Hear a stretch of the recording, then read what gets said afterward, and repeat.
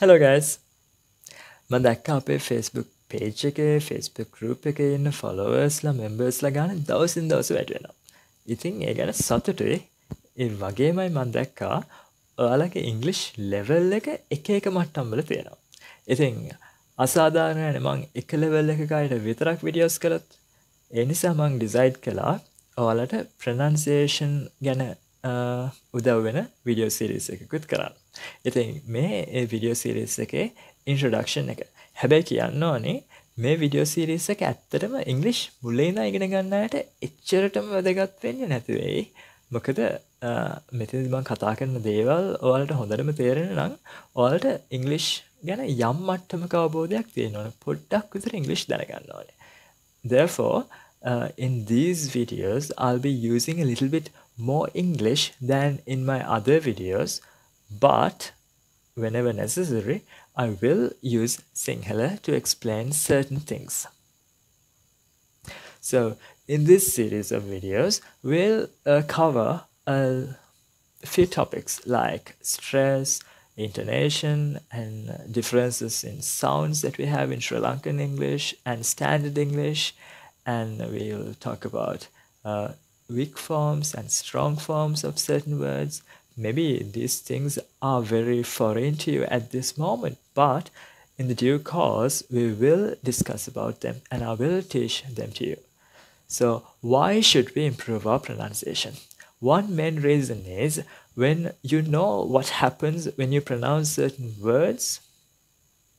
So, when you know that, it is very easier for you to understand what somebody else is trying to say.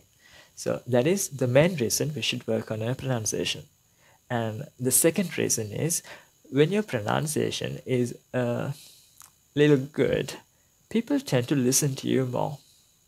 And personally, I've heard this from many people that they like my pronunciation and they've asked me to give them some tips about how to improve their pronunciation. And I hope that these videos, this series of videos, will help them.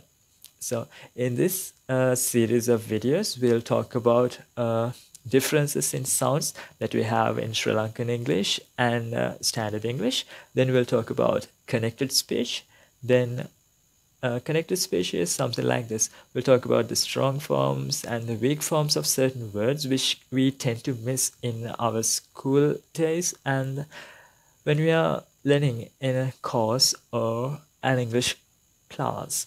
We'll talk about that. Then we'll focus on intonation and various other stuff that is related to improving your pronunciation. So when we were at school, our teachers could not focus too much on our pronunciation because I'll explain that in Sinhala. අපි ඉස්කෝලේ යන කාලේ අපේ ටීචර්ස්ලාට අපේ pronunciation improve කරන්න, ඒ කියන්නේ අපේ pronunciation එක standard pronunciation එක විදියට හදන්න, ඒ වගේ මේගොල්ලන්ට connected speech වගේ දේවල් කියලා දෙන්න ඇත්තටම ලේසියෙන් පුළුවන්කමක් තිබුණේ නැහැ. හේතුව තමයි එයාලා කතා කරන්නේ ළමයි ගොඩක් දෙනාට. ඒතර ක්ලාස්රූම් එකක් ගත්තාම ක්ලාස්රූම් එක අඩු ගානේ ළමයි 25ක් වත් ඉන්නවා. ඉතින් එච්චර ළමයි ගොඩකට ඇහෙන්න කතා කරනකොට they have to raise their voice. ඒගොල්ලන්ට පොඩ්ඩක් සද්දෙන් කතා කරන්න වෙනවා. ඉතින් එහෙම කතා කරනකොටයි අපි එදිනෙදා ඔය එකිනෙකා එක කතා කරනකොට මේ කතා කරන voice එකයි ඒ sound එකයි volume එකයි ඒක දෙකක්නේ. එතකොට naturally වෙන දෙයක් තමයි ඔයාලා කටහඬ, ඒ කියන්නේ ඔයාලා කතා කරන සද්ද වැඩි කරන්න උත්සාහ කරනකොට ඔයාලගේ කට යන විදිය චුට්ටක් වෙනස් වෙනවා. ඒ වගේමයි අපිට ඉස්කෝලේදී ගොඩක් වෙලාවට ඉගෙන ගන්න වෙන්නේ exam එකකට අරමුණු කරගෙන. ඉතින් එතකොට teachers-ලාට විශේෂයෙන් අවධානය යොමු කරන්න වෙනවා grammar patterns ගැන. grammar ඒ කියන්නේ language එකේ structure එක ගැන. ඉතින් එතකොට ඒගොල්ලෝ අපිට උගන්වන දේවල් ඇතුලේ ගොඩක් වෙලාවට ඔය grammatical words ඒගොල්ලන්ට emphasize කරන්න වෙනවා. ඒ කියන්නේ උදාහරණයක් විදිහට ළමයින්ට අපි කිව්වොත් එහෙම මම ඉස්කෝලේ යනවා කියලා කොහොමද කියන්නේ කියන එක නම් ඒගොල්ලෝ උගන්වන්න හදන්නේ I'm going to school. එතකොට අර to school කියන එකේ to කියන preposition එක ඒගොල්ලෝ to කියලා emphasize කරලා කියන්න වෙනවා.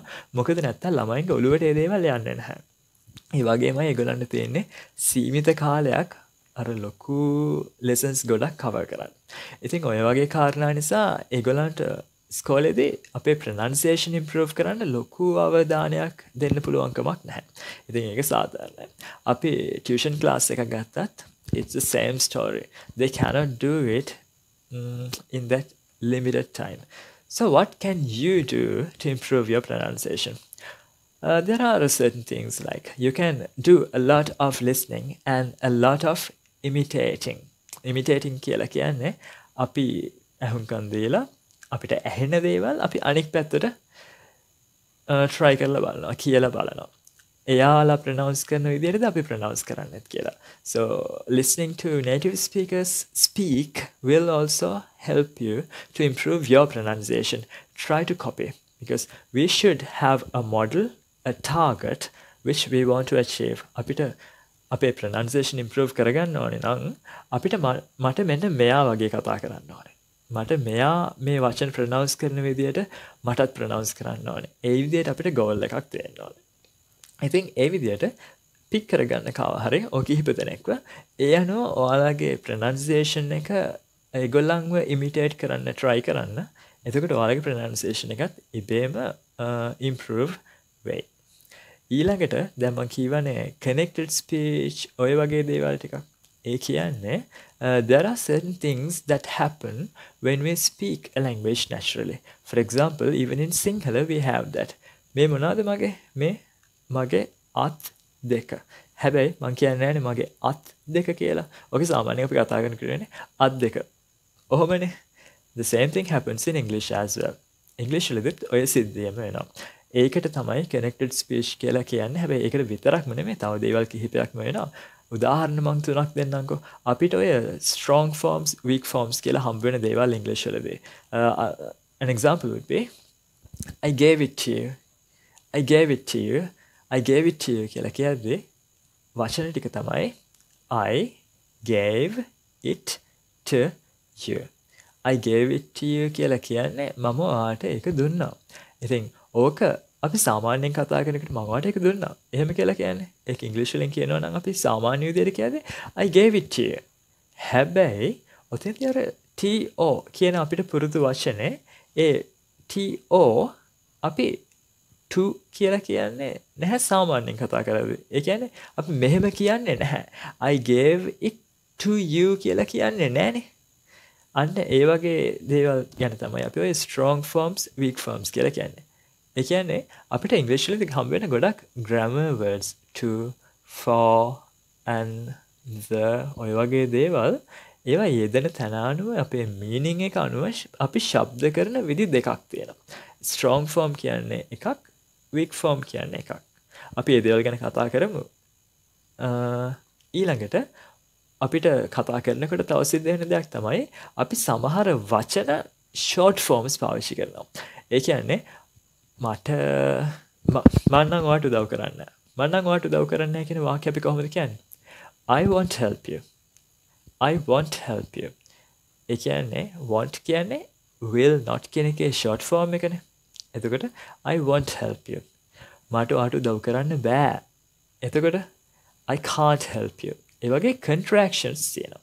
ඒතර contractions වලදී අර තියෙන සම්පූර්ණ grammatical terms සම්පූර්ණ තියෙන වචන සේරම කියවන්නෙත් නෑනේ. ඒතර ඒ වගේ දේවල් ගැනත් අපි pronunciation වලදී කතා කරනවා. Then let's take another example.